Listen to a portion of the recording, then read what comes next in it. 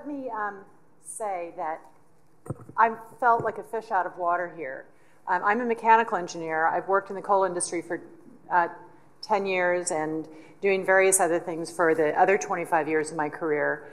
And I had no idea that the amount of expertise that I've seen in the last 3 days existed in this area. And I think it's something that a lot of engineers kind of parcel off. That it's such a, controls and data management is such a specialty. I'm aware of it. It was always part of our business plan, but I had no idea the degree of expertise. And I've been really impressed with the caliber of the presentations and the amount of information, and also the transformation that this industry is going through. So there are a few utility people at the conference. I met somebody from Duke, but that is the world that I live in. And so this is kind of a glimpse into that world, and then a story that I'd like to tell about how your technologies have helped us.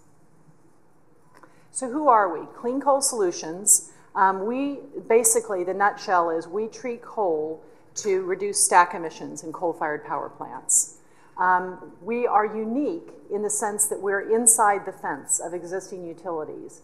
And there aren't a lot of companies that build things inside the fence of utilities. So that has been its own set of challenges, but it also has created some interesting information challenges.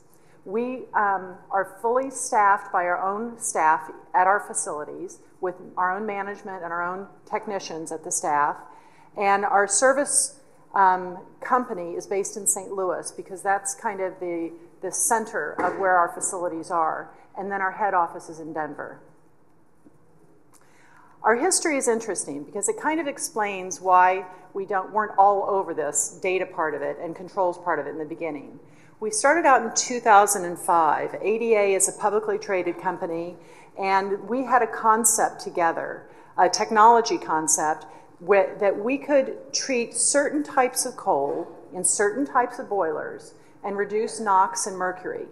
And the incentive for doing this was a tax credit that was published in late 2004 that provided a financial incentive if you could meet all of the other requirements. In 2006, we formed a partnership. We brought in 2 other companies. We started with the ADA, the publicly traded company. We brought in 2 private companies, one that really had good expertise in energy and business, and the other one then that had financial expertise, because there was a great deal of financial aspects to this.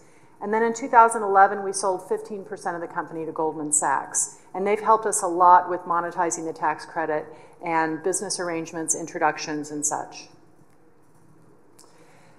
The obstacle that I put here is important because it shows what a challenge it was to develop this company. And the feeling in the utilities is coal is their #1 resource, and their boiler is their #2 resource, and because making electricity is their business. And so the common frame for many years was, you want to put what in my boiler on my coal?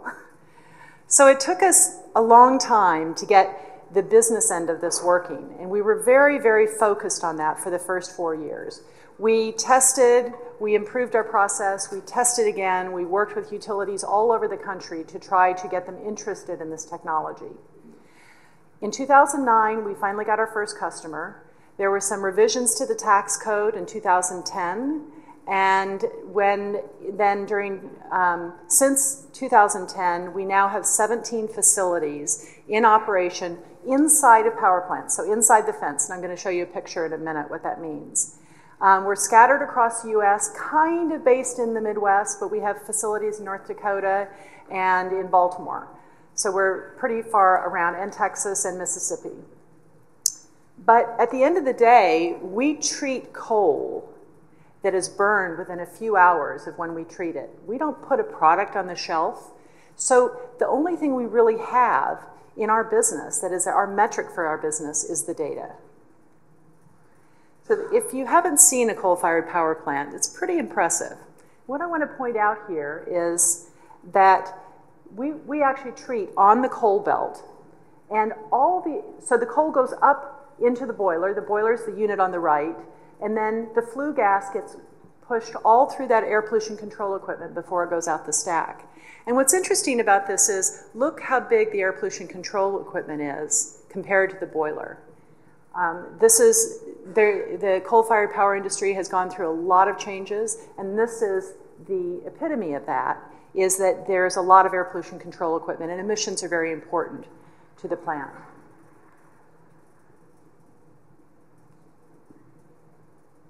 So the data set that we always knew that we needed was production data. We need to know how much coal we treat. We need to know how our facility operates, and we need to keep track of our chemical inventory.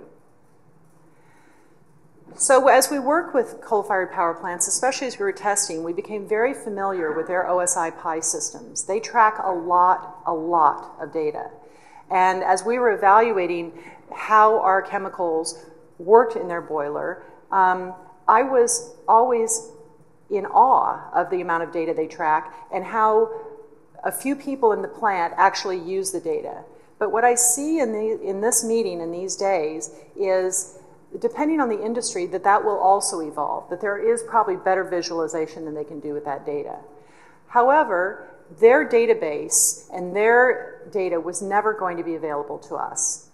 So what we did is just settled with the only thing that we will monitor is the coal belt itself. So they have scales on the coal belt. Our challenges in the beginning were we're often in remote locations, no good restaurants, no good hotels, and therefore the internet was very, very difficult, and we really never had access to their hardwired internet. So we've had some challenges on connection. The other thing is our control code evolved as we kept improving our process. So in the very beginning, we went through many, many versions of our control software. And there was also no way that we were going to be able to do an on-site factory talk historian. So our original architecture was very simple.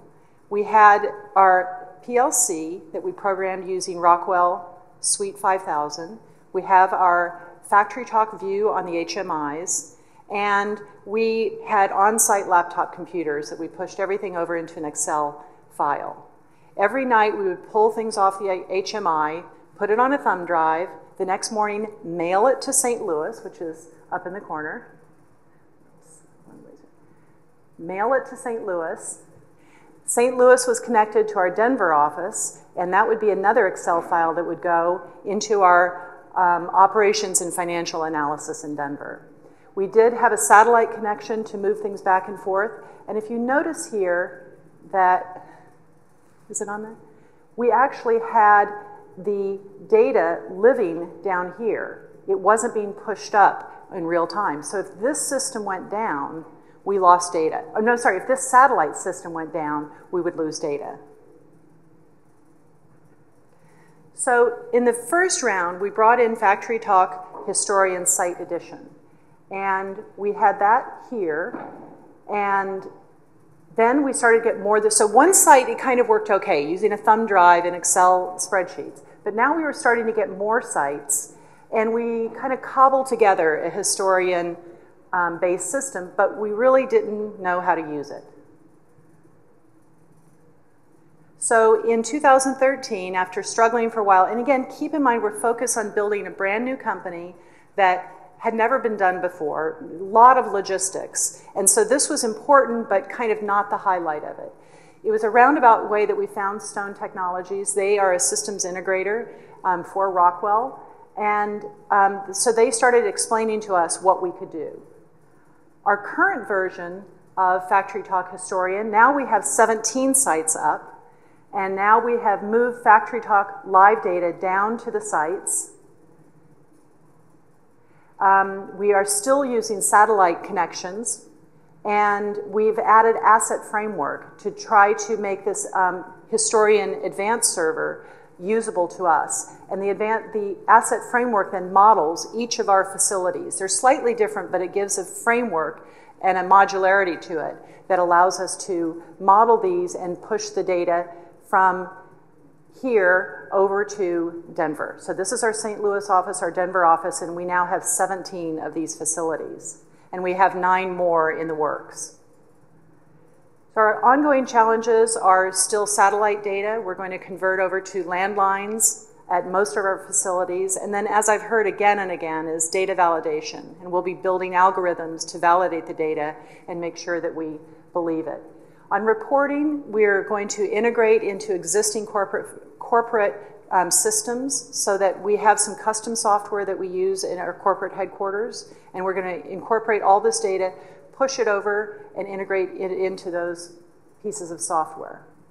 So in the future, what we'd like to do is we use data link. That was the other thing we added also, to pull the data out of Historian in an Excel format and push it over real-time data, let our management in Denver be able to look at this in real time, and using the advanced server, connect up with QuickBooks, with our financial reporting software, and then get ground-based links in between each of our, in the future, 26 systems.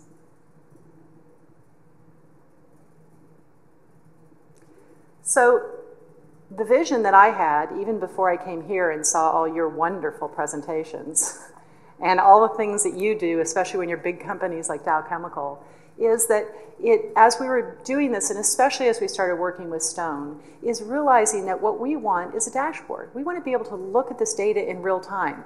Right now, our operations manager gets up every morning and looks through 50 spreadsheets. And I said, how do you do that? And he said, well, I know what I'm looking for. I kind of have a sense. I said, I think we can do that with dashboards. We'd like to have notifications. We'd like to have alerts sent out when there's excursions or any kind of data limits. And right now, we still take our data, push it into a spreadsheet, do the data validation by hand, and then send off the reports by email. And so this will become automated with the data validation, automated and sent out automatically.